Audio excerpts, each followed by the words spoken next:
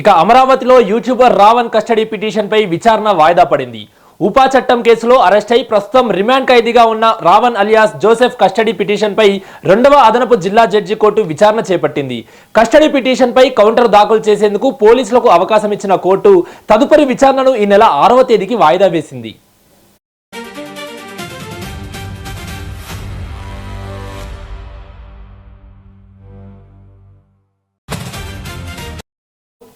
అమరావతిలో YouTuber Raavan custody పిటిషన్పై విచారణ వాయిదా పడింది. ఉపా చట్టం కేసులో అరెస్ట్ అయి ప్రస్తుతం రిమాండ్ ఖైదీగా ఉన్న రావణ్ అలియాస్ జోసెఫ్ కస్టడీ పిటిషన్పై రెండవ అదనపు జిల్లా జడ్జి కోర్టు విచారణ చేపట్టింది.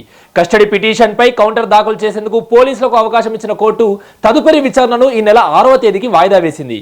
ఇక ఈ అంశానికి సంబంధించి మరింత సమాచారం మా ప్రతినిధి శ్రీనివాస్ అందిస్తారు. శ్రీనివాస్ చెప్పండి.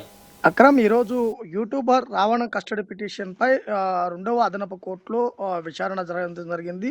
ఈ విచారణకు సంబంధించి కూడా 6వ తేదీకి వాయిదా వేయడం జరిగింది. ముఖ్యంగా చూసుకున్నట్లయితే గనక పోలీసులకు కౌంటర్.